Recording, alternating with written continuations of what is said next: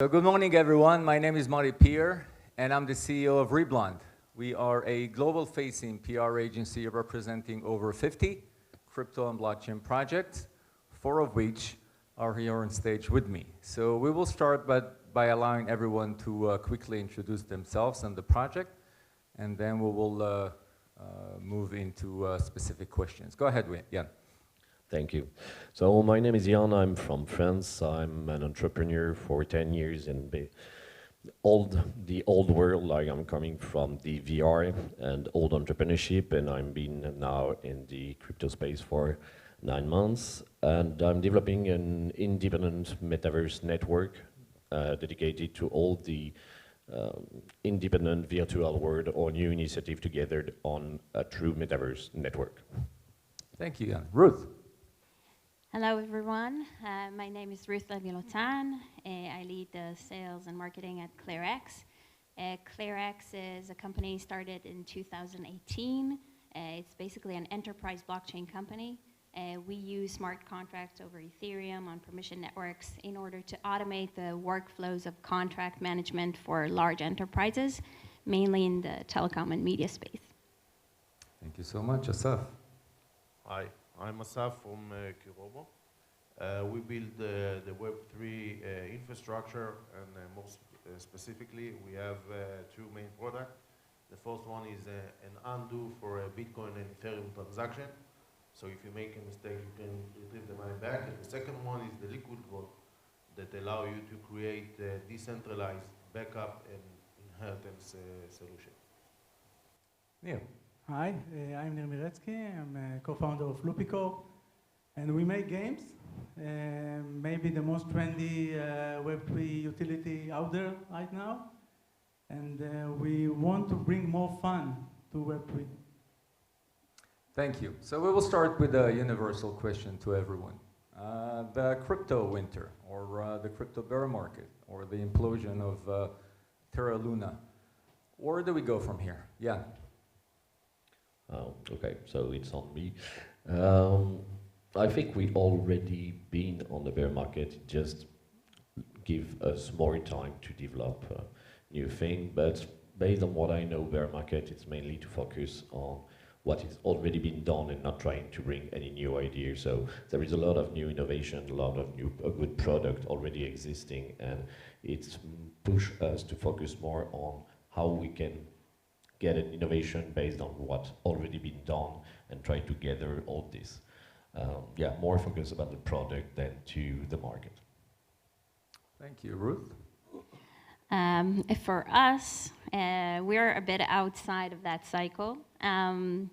Our relationships and our customers are mainly big enterprises. So we are a bit removed from that and unaffected. So for us, it's about focusing on creating more value like it is every other time. I think that looking forward, some of our clients who are interested in something more novel and innovative and going into crypto in other projects, so that could be a bit on hold. I see. Asaf? I think that if you look back, you see that all the big companies, as of now, are emerged from the last winter. Uniswap, Fireblocks, all these companies, and I think this will be the same in the next 12 to 18 months. The actual good and big companies are building as we speak. Well, not all of them survived, obviously, if you remember my original question. Yes, Nir. Well, I'm not here in the Web3 world for a long time, but I already met a few bears and a few bulls. So I think it's a matter of timing now, to be out there in the right time, to try to ride the bull and not fight the bear. So it's not affecting us directly now, but it could be, of course, unfortunately, if we do. So I just believe in the market, I believe in the product, and I'm sure it will win this winter and move on to the next summer. All right, well, let's stay with you for the next question. So we always hear that the bear market, by their nature, getting rid of junk or unsustainable projects.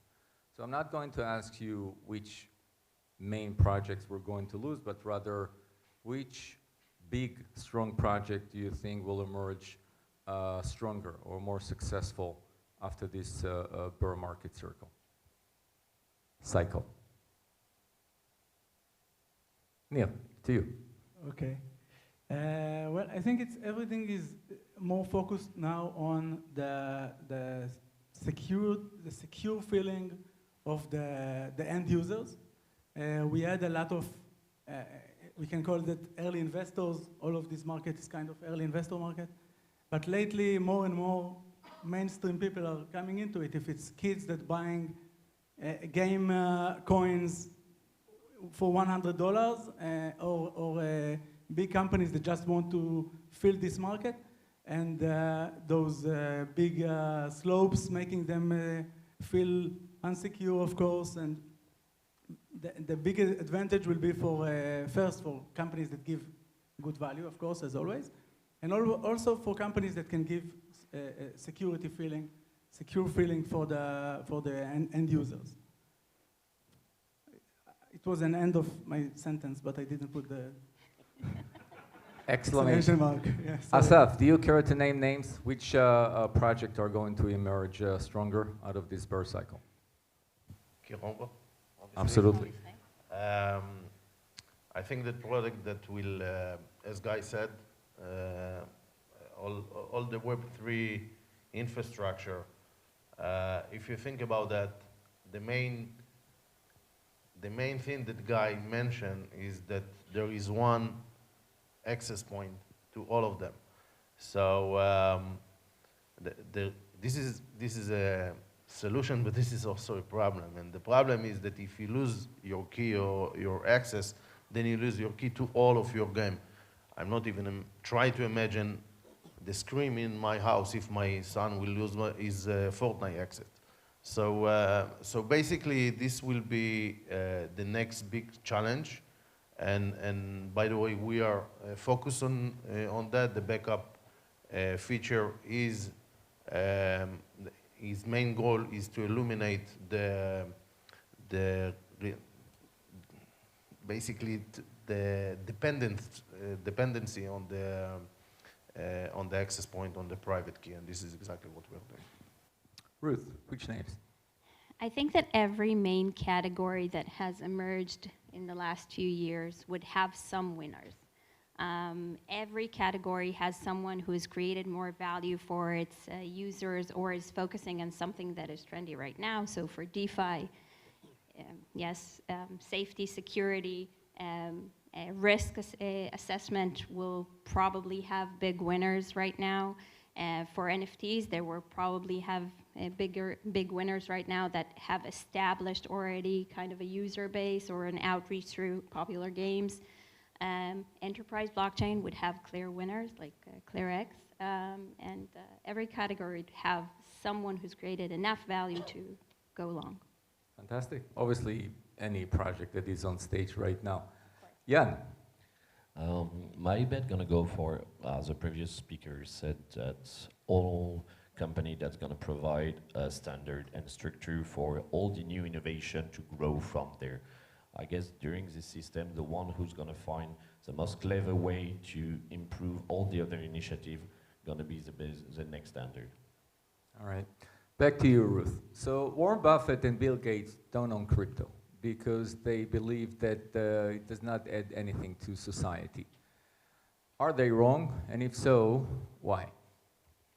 I think this touches to a point made earlier. I think that the big winners of Web 2, like Bill Gates, have the most to lose and maybe don't really understand the notion or have a strong feeling towards how ownership of users changes the game and creates more value.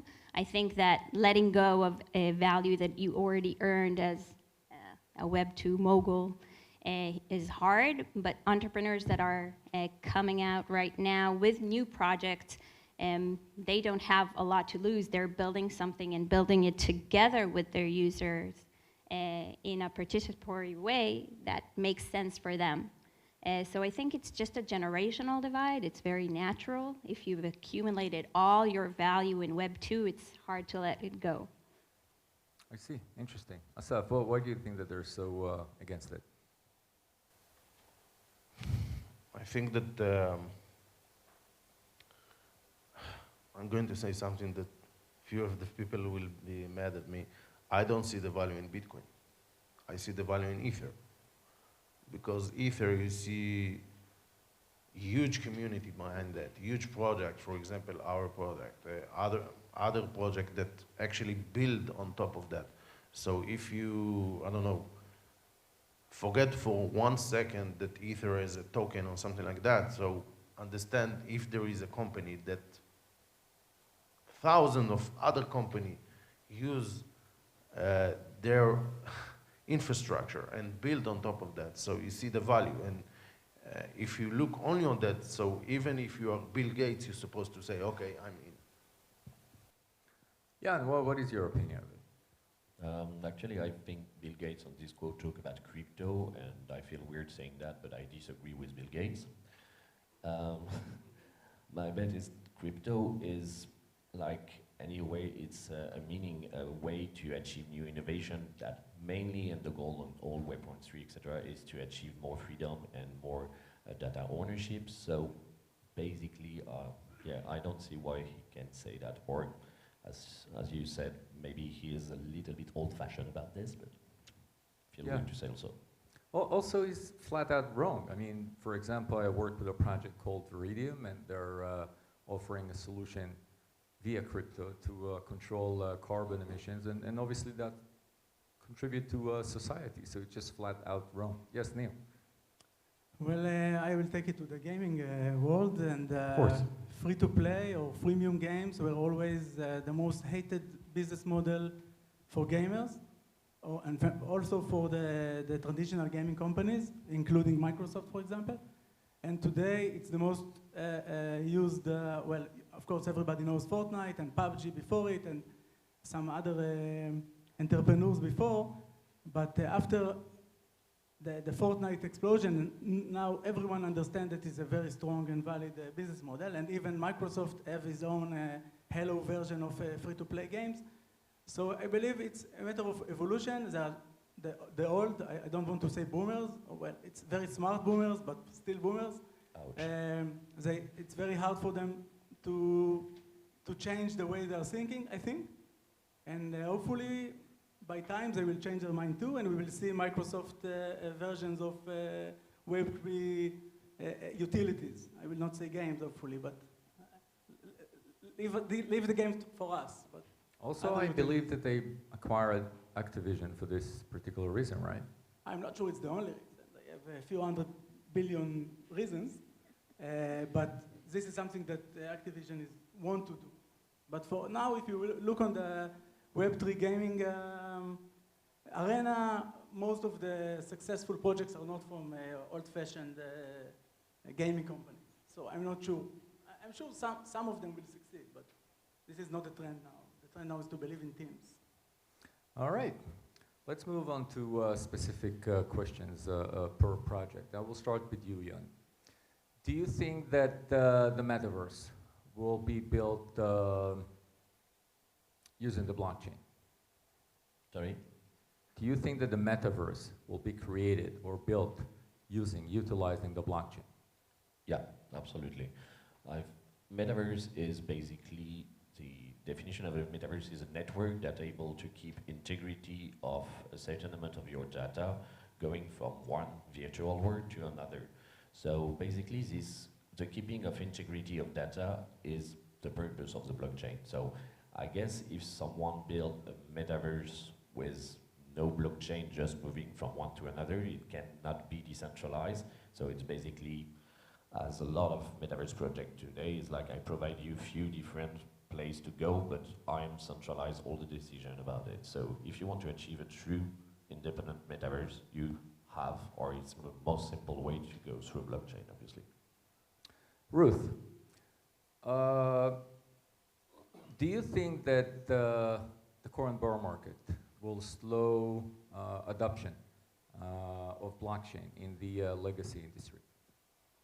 I don't think so. It won't affect legacy industries. I don't know how many people are involved with working with very, very large enterprise on things that are kind of more in the back office.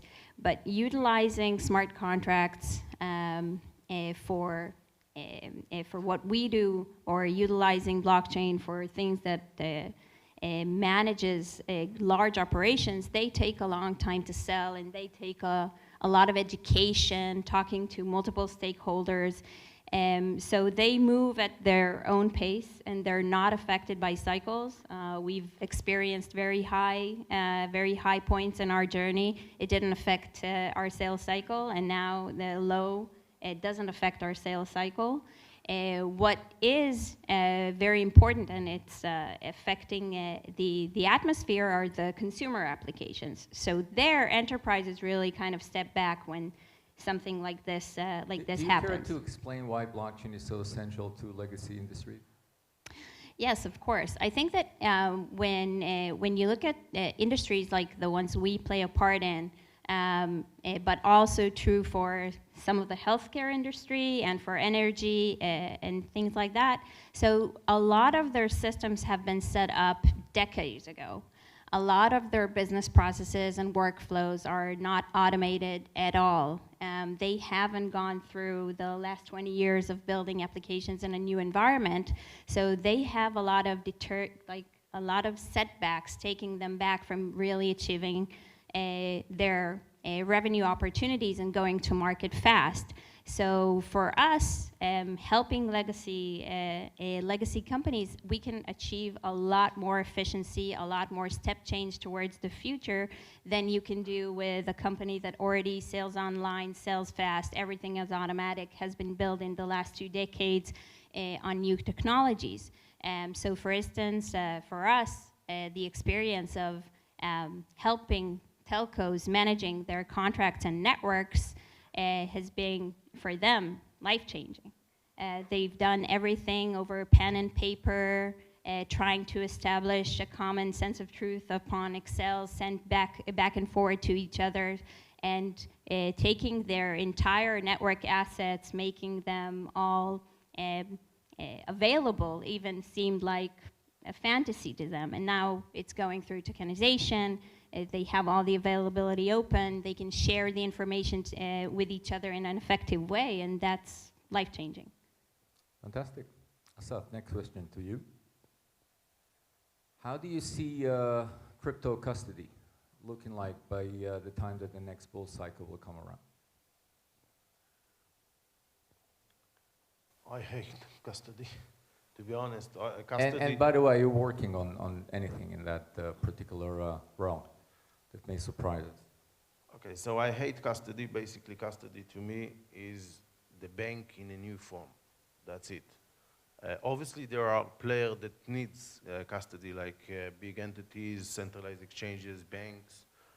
I understand the value, I understand why it's needed in the market, but if I'm looking on the real vision of the blockchain, so I think that custody is the wrong way to go. Once said that, I think the security is very important. This is why we are working on the backup and inheritance on a decentralized way. We're actually saying, let your blockchain be your custody. So this is what we are doing. To your question, I think that, for example, MPC on a decentralized matter is basically something that I know that people work on, and I really believe in that. Care to elaborate on that? There is few protocols that work on MPC in a decentralized way. It's not like bulletproof like big companies that we know that use this technology today. But I think that in 2 years it will be in much better place. And if you have to have custody, so this is the way to go, in my opinion. And also check out our solution on the backup and inheritance on a decentralized way. That actually we actually create sort of miner inside each blockchain, and this miner, we call them activator, actually activate transaction for you. So basically you can, with our system, you can very easily change ownership on your assets according to predefined destination, and the activator actually can activate the transaction without modify that. Check it out. I think this is the future of the blockchain, and in a few months we will actually introduce to the world condition transaction platform that will, in my opinion, will completely change the industry. Thank you. Neil, next question to you. So there is no doubt that NFT games played a major role in the last bull run. How do you prepare for the next bull cycle? Well, I think the most important part was that the last bull run was for more for the crypto-oriented players, we can call them. Some of them weren't even players before they came to this arena of gaming. And the next one will sure include at least a meaningful part of real gamers or gamers slash crypto people. So we are getting ready to make a good game, to make not only us, of course, I see many other Web3 games trying to make a better game and not a better use for a blockchain or Web3. So we try to make to be ready for them when they will come after this in the next bull run. Sorry, what about esport in Web3 according to you? Sorry again? Esport, Web3 esport. Well, the word, the term esport is being used in many different meanings. Originally, I know it from the gaming world as a place when you can compete for your skill. But lately it's been kind of have some kind of takeover by fantasy league, esports. Even I use the term. So it depends where. In general, it makes everything more easy. You can play with other people, and if you use a blockchain-based system or a Web3-based system, it's very easy to distribute the prizes by the skill of the players. You can play with large groups. You can do a lot of things that was much harder to do before. I'm talking of the original esport. But for the fantasy league like games, it's making the blockchain to be used more for gambling-like activities. So it's a better use for them. It will be better for the players of those games. But I think it will take, it will put some kind of, outkind, how I say outkind? It will... Outkind. Outkind. It will mark those, it will mark the technology as gambling oriented, and this could make a problem for all the other more legit, let's say, activities. So again, it depends how you use the technology. It's not about the technology. It's about the users and the software. Thank you so much. We have 1 minute. I always close my panels with the same questions. Unfortunately, lawyers usually try to dodge and avoid it. Fortunately for us, we don't have anyone that is practicing law on stage with us today, not even your partner, Asaf. So remember that you will be accountable for it. It is recorded, and we will revisit it at the end of the year. So Yann, what do you think will be the price of Bitcoin on December 31st of this year?